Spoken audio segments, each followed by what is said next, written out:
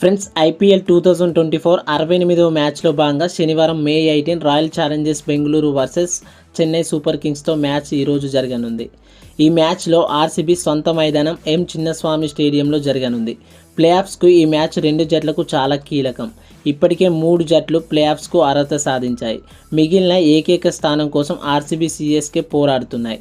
ఈ మ్యాచ్లో గెలిచిన జట్లు ప్లేఆఫ్స్కు అర్హత సాధిస్తాయి.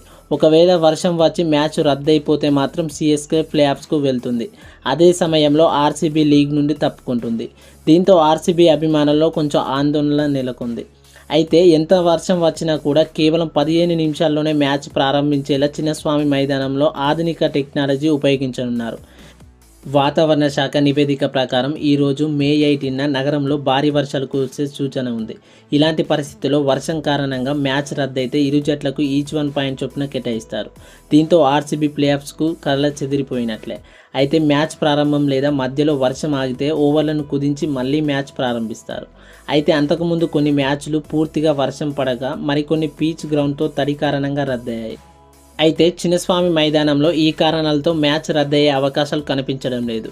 ఎందుకంటే ఎంత వర్షం వచ్చినా కొన్ని నిమిషాల్లోనే మ్యాచ్ను ప్రారంభించేలా సబ్ ఎయిర్ సిస్టమ్ను ఈ మైదానంలో ఏర్పాటు చేశారు.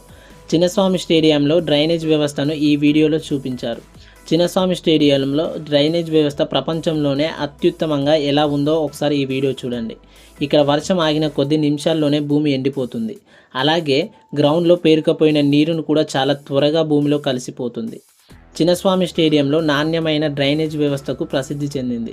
సబ్ ఎయిర్ సిస్టమ్ కారణంగా వర్షం ఆగిన తర్వాత కేవలం 15 నిమిషాల్లోనే మ్యాచ్లను ప్రారంభించవచ్చు. ఎంత భారీ వర్షం కురిసినా ఆటకు రంగం సిద్ధం చేసుకోవచ్చు. వాక్యూమ్ పవర్ డ్రైనేజ్ సిస్టమ్ను ప్రతి నిమిషానికి 10,000 లీటర్ల నీటిని పీచ్ నుండి తొలగిస్తుంది. గత ఐపీఎల్లో ఆర్సీబీ గుజరాత్ టైటన్స్ మధ్య జరిగిన మ్యాచ్లో కూడా వర్షం అంతరాయం కలిగించింది. భారీ వర్షం ఉన్నప్పటికీ మ్యాచ్ మొత్తం అయితే జరిగింది. ఫ్రెండ్స్, మరి ఈరోజు జరగబోయే ఆర్సీబీ వర్సెస్ సిఎస్కే మ్యాచ్లో మరి ఏ మ్యాచ్ అయితే మీరు గెలుస్తుంది అనుకుంటున్నారో ఖచ్చితంగా కామెంట్ చేయండి.